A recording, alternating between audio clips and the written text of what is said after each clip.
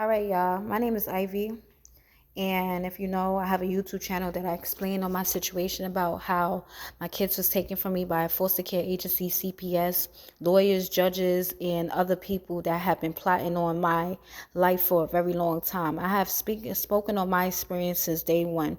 There's a lot of people that's out there right now that are speaking on the experience that they have never ever experienced. There's people out there in this world right now that has taken my stories, have stolen my stories, and have profited off of my pain, have profited off of the stories that I have been telling on my YouTube, have been profiting off of my pain by mocking me and pretending to be a victim, by pretending to be in a situation that I've been in. They have taken up space to try to hide me in this way by telling a story and putting it out in the public for other people to see, to try to block me from telling my story, from trying to block me from being seen in the public eye, to try to block me from other people hearing my story or supporting me in any way, shape, or form.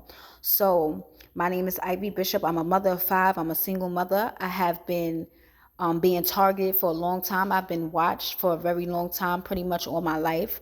And these people have been trying to plot and plan on my life for a very long time. The mother that I have as a mother is not really my mom. I was supposed to be this adopted mom. I was supposed to be this a foster care child in foster care. And I was supposed to be adopted. You understand? I had ran away at the age of 16 because of the stuff that I've been going through in my life as a child. I had ran away at 16 years old, and I have been I had went to the foster mom, that was supposed to be my real mom. I had ran to her, and she was supposed to take me in, and she did not take me in. As you can see, I'm recording and there's doors slamming in the background. Okay, cool. I'm gonna explain about that later. So I have ran away at 16, and I was supposed to be accepted by my mom. My mom never made room for me to come home. She never opened her door for me to stay in the home. She just let me be out there in the streets as far as going from shelter to shelter, house hopping and stuff like that. I had an older sister that took me in and was able to stay with her. Thank God for her. And yeah, I'm going to get into depths about that a little more. But what I'm saying is, I'm a mother of five. I have five children, okay? And I've been targeted. My children have been taken away from me by CPS through the shelter system. I was in the shelter around, I think I was like around 19 years old. I went inside of the shelter system. I had my first daughter, and CPS was called on me due to me because I didn't have a pack of Pampers or wipes for the babies. I had ran out. And being that I was in the shelter system, and CPS, DHS, the shelter system, they used that against me. They used the fact that I didn't have Pampers. So they was watching me. They've been watching me for years.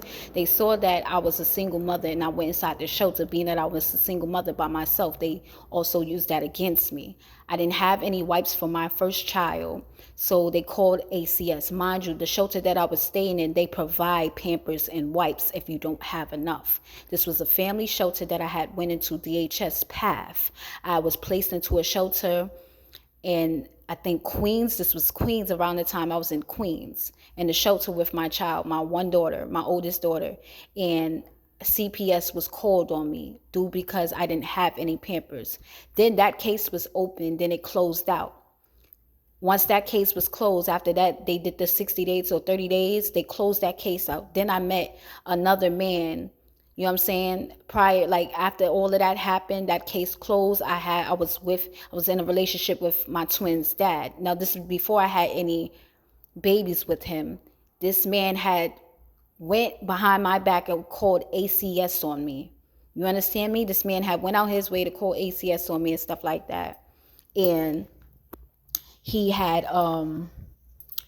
he was, you know what I'm saying, basically setting me up in a situation to where I would have got my kids taken away. And then not only that, I didn't know that he was doing this stuff behind my back. Also, I ended up pregnant with his kid. So he was doing this stuff for years to me. You understand? He was doing this stuff for years to me, plotting on me to get my kids taken away. He also stated that he wanted to go inside the shelter when I had the baby, that he wanted to take one of the babies with him and I take the other child, being that I had twins, and we was going to go into different separate shelters instead of doing it together. Now, if you're my child's father, you're going to do what you have to do as far as staying together and keeping the babies together. There should be no reason why we're separating or going any other way when we have children together. But I found out later on that this man was behind my back, calling ACS along with his sibling, his sister, calling ACS on me behind my back without me even knowing, while I was sleeping with this nigga, laying with this nigga. And he would secretly take pictures of me in my lowest moments. Mind you, I wasn't even low. I was just staying with him because he was my man. So and I had somewhere to stay, but he tried to make it to the public look like I was a bum, that I wasn't taking care of myself, and that I just had me and my daughter out there, just out there. He tried to humiliate me in many different ways. And all I did was be in this man's life to love him, to show him love and show my honesty and show him that I'm here for him. And this man went behind my back and plotted and planned and humiliated me in so many different forms and ways. This man has taken pictures of me when I wasn't even aware. This man has taken pictures of me when I wasn't looking my best. This man has taken pictures of me when I was staying with him. Mind you, he didn't have a place of his own, but I came to visit him anyway. He had somewhere where he could stay. It was just him, and a friend of his gave him a place to stay for the time being, and I came over sometimes to stay with him. And there was a time where this man had took a picture of me when I was laying on the floor. Mind you, the floor was very comfortable. I had a blanket out on the floor, and plus it was comfortable for me because I was pregnant. The reason why I wanted to lay on the floor was because it was more comfortable for me. Now, when you're pregnant, you have discomfort. The floor was more comfortable for me to lay on. I don't know why as a mom, but it was more comfortable to lay on the floor at that time. I was already having pain, and plus I was already big in my belly. So, moms, they do different things. They have different, what I'm saying? When you're pregnant, you have different ways of doing things and stuff. That was my way. I like to lay, and plus the floor was very cool. You understand? It was cold. And this man had taken pictures of me laying on the floor while pregnant. You know what I'm saying? And he hid these pictures in his phone and waited to a time to expose me on the internet. This is what he has did to me. So he has humiliated me in many fucking different ways to make me out to look bad, like a bad parent, so then he could then build up a case against me to get my kids taken away from me. The system was working with him because as the system, you can tell, especially if you have DV with a person, and I definitely did have DV with him. So we had to go to court for this. I went to court in 2019 for DV because of him. You understand? And we had a court order to stay away from each other, whatever case may be. So the court's already aware of what's going on as far as that case. Now, if the courts are smart, you will understand and look into the situation as far as this woman had DV. Her kids need to be with her, at least going to a DV shelter. You understand? Ever since then, I left him alone and stuff like that. I've been dealing with ACS. He was like the ticket for ACS to really come in and do their dirty work. You understand? These people have never left my life ever since. This man has been calling ACS on me. And I had other kids as well. Now, you got to understand something. I take full responsibility on my end as far as what was going down. But then they made it seem like they were returning my kids back to me. They literally did.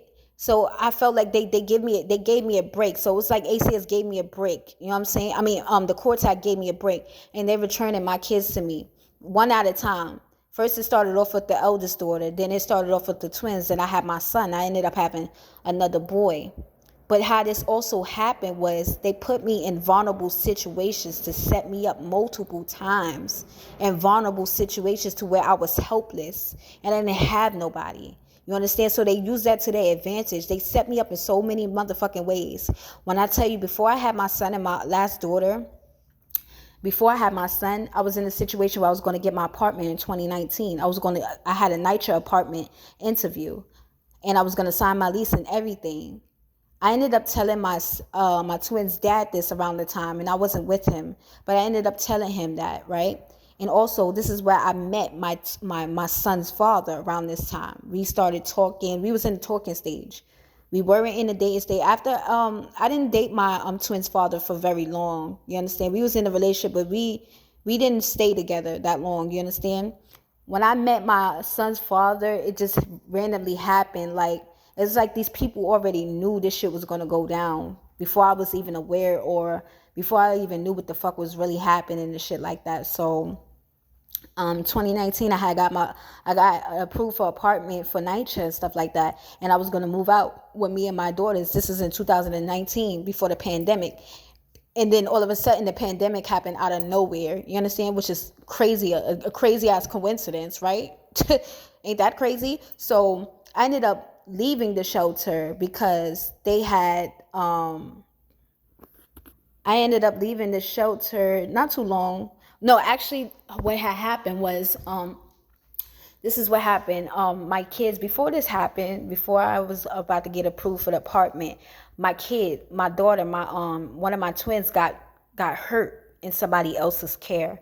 Mind you, I had court. This is what I'm saying. This is what they've been doing. They've been plotting and planning on me for years, y'all. When I tell you that I had court one day. This is when I was getting my twins into daycare, all three of them into daycare. Man, I had timestamps. I could show you pictures and all that. This is when my babies was a lot smaller. I was waiting for the approval for the voucher for daycare, for them to approve it and everything. As I was waiting, I didn't have childcare, so I asked my twins' dad if he can help me around the time. Now, I knew that I was going through the situation with him, but I didn't expect him as a DV person. You don't want to try to get on the bad side of, you know what I'm saying? Especially if you know that, you know what I'm saying? You just want to try to at least make it work. And I'm a young mom. I was a young mom just trying and doing what I needed to do. You understand? So I asked him if he could watch the kids. Then I denied that. He had a friend.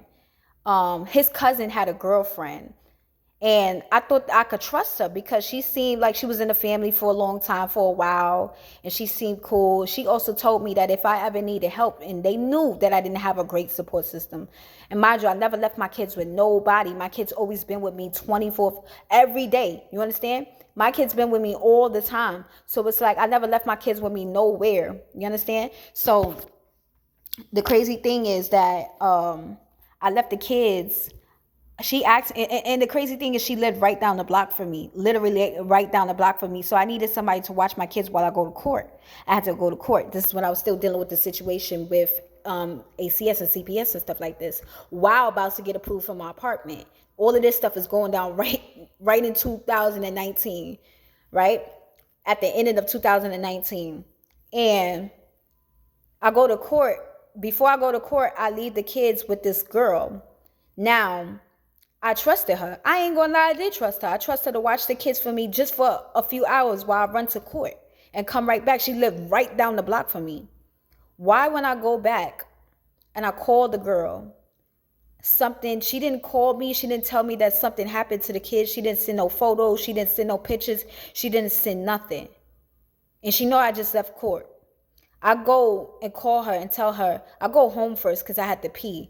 And I ain't gonna lie, I waited like maybe a couple of minutes before I went to go pick up the girls because I had to change my shoes and stuff like that. My feet was killing me. I had to get back home at ASAP. And I wanted to change my shoes because, you know, when you go to court, you got to dress casual. So I had to change my shoes and all of that. And I went to go pick the girls up. Why, when I got to go pick the girls up, when I got there, my baby was burnt on her face and her hand. Mind you, this girl didn't send me no pictures, no nothing. She didn't send me no pictures of anything. She didn't send me nothing. Me being a first-time mom, I got scared out my fucking ass. I didn't know what the fuck to do. It was only one of my twins. She was burnt on her face and her hands. Now, this girl had a hot curling iron. She said that that my baby touched the steam. Why would my baby touch the steam so long that her face and her hands would be burnt the way that it was? You know what I'm saying? It was burnt. When I tell you it was burnt bad. That wasn't no steam burnt. I'm pretty sure anybody that go next to a steam or any baby that goes next to a steam, you can feel the heat off that steam. I'm pretty sure now I'm not going to say a baby wouldn't touch it, but for it to go that deep on her face and her skin, she still got the scar on her face to this day. That's how true it is. I could show you the scar on her face, y'all. I cannot make this shit up. She got burnt, and that wasn't no regular burnt. I think that lady had burnt my baby with a hot curling iron. And they did that to set me up to get my kids taken away. That was a perfect setup so they could take my kids away. And the courts knew about this shit too. They did know about this. This is why they planned that date, that certain day, because they knew I needed childcare. Now, if my kids was in childcare, none of this shit would have happened. None of this would have happened. You understand me? They needed a perfect plan to happen so that they could take my kids away from me again. And that's what happened. They took my kids away from me because she got burnt in somebody else's care. And also, not only that, my baby got burnt in daycare as well. Her foot got burnt in daycare. That too, they had to do an investigation on that too. The same baby. The same fucking baby. Right?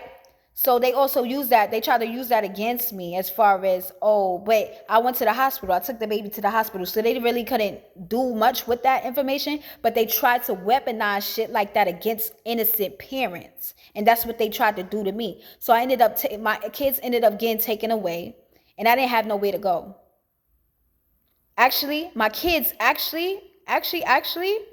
what happened was my kids did come home. My kids, excuse me. What had happened? I think I lost the show. Something. Hold on. Okay, so what had happened was, being that I was a first-time mom, right? So I just remember too. Thank God. Whew, thank you, goodness. So what happened was, in 2019, after that happened, I was still in the shelter. I had went to go see my boyfriend around the time, which was my son's father. He was my boyfriend around the time. And I went to go visit him at his house one day. You know what I'm saying? I went to go visit him at his house one day, whatever case may be. And I ain't gonna lie, I had a situation where, it was just me and my kids. I didn't have the people around me that I needed to help me. I've always had my kids with me no matter what. And my boyfriend at the time, he was helping me with the girls. Like, he bought stuff for them. You know what I'm saying? I used to go see him in the park with his son and stuff. He used to bring his son to the park, and we used to have play dates and stuff like that.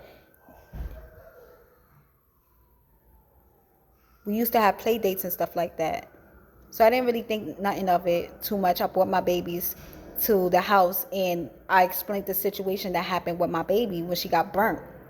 Now, the only thing that I didn't do, because I was scared and nobody told me what to do, I didn't call the ACS worker, CPS worker, for that exact reason, because I already had a case going on and I just left court. How the fuck I just leave court and my baby get burnt so quick like that?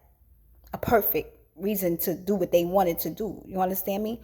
So I didn't call the workers because I was scared. Mind you, I'm a first-time parent. I didn't know what the fuck to do. And they weaponized that against me on purpose. You understand? They weaponized that shit against me on purpose because I didn't call the workers. I didn't call the CPS worker. I wanted to take care of it myself. You understand? I'm like, oh man, this is not a big deal. I'm thinking that I'm going to get in trouble because I don't want to lose my babies. I'm scared out my ass. I didn't know what the fuck to do. As a first time mom, how the fuck do you explain to somebody without them using this shit against you?